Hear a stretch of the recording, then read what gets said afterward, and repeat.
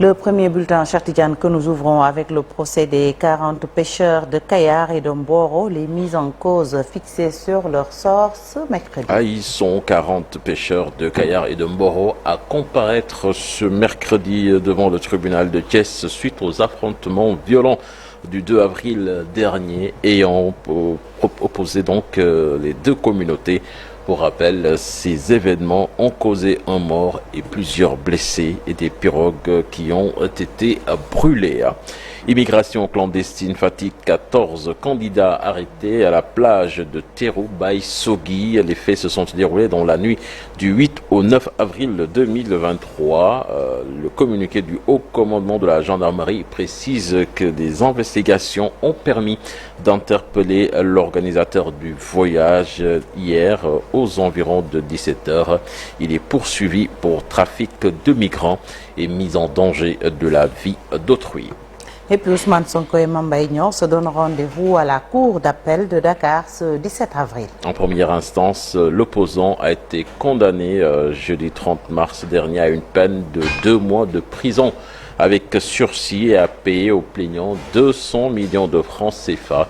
Le ministre du Tourisme et le parquet avaient décidé donc d'interjeter appel. Pour rappel, Mame Mbaye Niang poursuit M. Ousmane Sonko pour diffamation.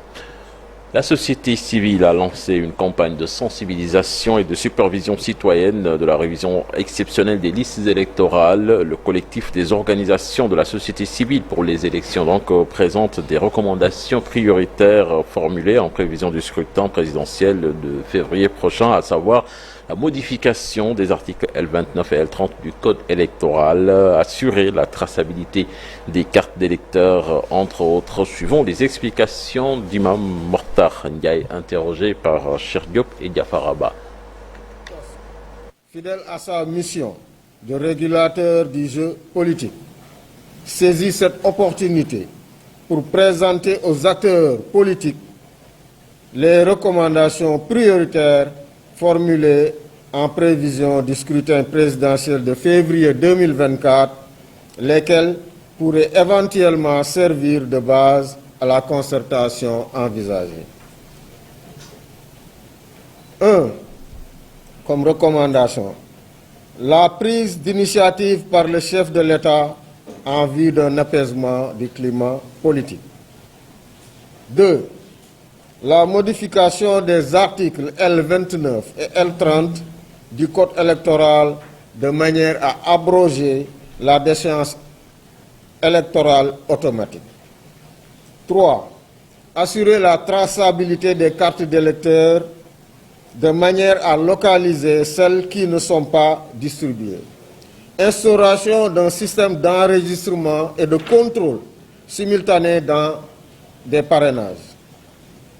Mise en place d'une commission de réception, d'enregistrement et de contrôle du parrainage qui délivre un quitus et possibilité aussi d'ouvrir un contentieux auprès du Conseil constitutionnel. Mettre en œuvre les points de consensus actés par la commission du dialogue et les pertinentes recommandations des experts de la CNA et celles formulées par les missions d'observation électorale. C'était plutôt Sadir Dias. Vous entendrez Imam Mortar Ndiaye dans le journal en Wolof. Pendant ce temps, le PDS mobilise ses troupes en direction de la présidentielle de 2024. L'ancien président Maître Abdoulaye Wade a reçu la commission nationale du Parti démocratique sénégalais chargée du suivi des révisions des listes électorales. Maître Wade en a profité pour revenir sur l'une de ses fameuses déclarations où il disait qu'il ne marcherait jamais sur des cadavres pour aller au palais. Je vous propose de l'écouter, des propos traduits par Marcel Maron.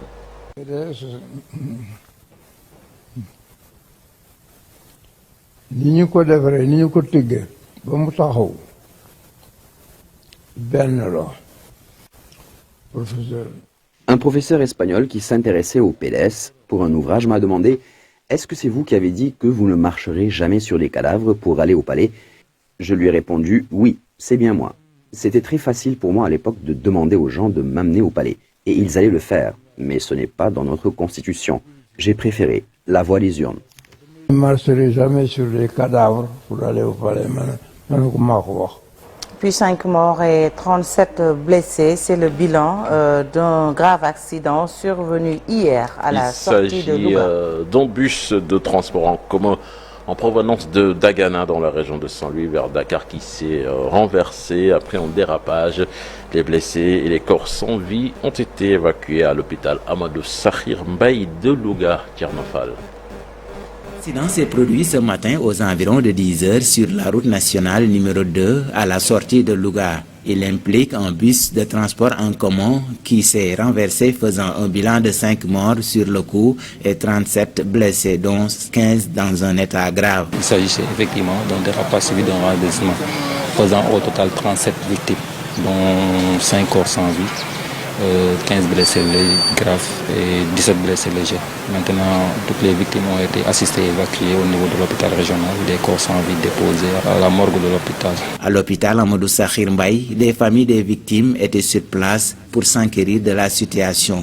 Certains sont venus pour assister un proche hospitalisé et d'autres pour les besoins d'identification des corps sans vie. Ce matin, mon frère a quitté Richard Toll pour entrer à Dakar. Et on m'a appelé pour me dire que voilà, il y a eu un accident. Donc mon frère faisait partie et malheureusement, il est décédé. Voilà, donc il y a mon frère, il y a mon papa également qui faisait partie et il y a également mon neveu. Heureusement, mon papa et mon neveu, ça va. Voilà, je suis venu d'abord pour l'identification parce que quand on m'a appelé, j'ai essayé de le joindre mais c'était compliqué, je ne pouvais pas. Donc il fallait que je vienne pour voir un peu. Abbé Benoît est également revenu sur le déroulement de l'accident. Il paraît que le camion, le bus, évitait un autre véhicule. Malheureusement, il n'a pas pu avoir la maîtrise de son véhicule. Donc c'est là la provenance de l'accident. Le bus de transport en commun avait quitté Dagana dans la région de Saint-Louis ce matin pour se rendre à Dakar. Parmi les 5 passagers qui ont perdu la vie, on compte 2 hommes et 3 femmes. Tchernofal et puis en monde de sport avec le quart de finale aller de la Ligue des Champions entre Manchester City et le Bayern de Munich. Sadio Mané et ses coéquipiers ont coulé hier à l'Etihad Stadium, défaite 3-0 face aux Citizens. Donc ça va être extrêmement difficile pour les Munichois de renverser la tendance pour le match retour et de se qualifier pour les demi-finales. L'autre quart de finale donc opposé Benfica Lisbonne à l'Inter de Milan. Ce sont les Italiens qui se sont imposés en déplacement 2-0. Ce soir donc à suivre le Real Madrid qui va recevoir Chelsea et le derby milanais, le derby italien entre le Milan AC et le Napoli. Fatigant. Merci beaucoup, cher Tidiane Diao. C'était le premier bulletin de la journée. Prochain rendez-vous d'information pour l'actualité nationale. Ce sera à 7h10, 7h15 et ce sera en Wolof. Koromak nous a rejoint sur ce plateau. Bonjour Ibou. Bonjour Sokhna Fati, ravi de te retrouver. Également à nos très chers téléspectateurs qui nous suivent à ce moment. Bonjour également à toute la team. Tu es d'attaque? Exact. Alors tout de suite la page internationale.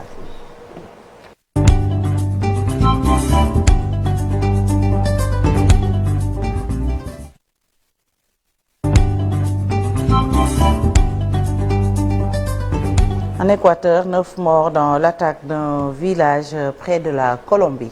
9 morts exactement, Sokhna Fati, tous tués donc dans l'attaque perpétrée par des dizaines d'hommes armés non identifiés du port de pêche de la ville d'Esmeralda, région nord-ouest de l'Équateur, frontalière avec la Colombie. Une zone gangrénée par le narcotrafic. Une trentaine d'assaillants venus donc par bateau ont fait irruption dans le port et ont ouvert le feu sur la foule des pêcheurs artisanaux, a indiqué le ministre de l'Intérieur, Juan Zapata, faisant état de 9 morts. 7 cadavres ont été retrouvés donc dans le port de pêche artisanale du canton d'Esmeralda. Emmanuel Macron chahuté pendant son discours sur l'Europe, c'était aux Pays-Bas, alors qu'il prenait la parole sur la souveraineté européenne devant des étudiants à l'Institut Nexus de la Haye. Donc le président français Emmanuel Macron a été interrompu par des protestataires. Voilà. Emmanuel Macron venait donc entamer son discours sur la souveraineté européenne dans la salle du théâtre Amar quand des jeunes donc l'ont interpellé depuis les tribunes. Où est la démocratie française, ont-ils hurlé en déployant une banderole sur laquelle était écrit en anglais, je cite, « Président de la violence et de l'hypocrisie ».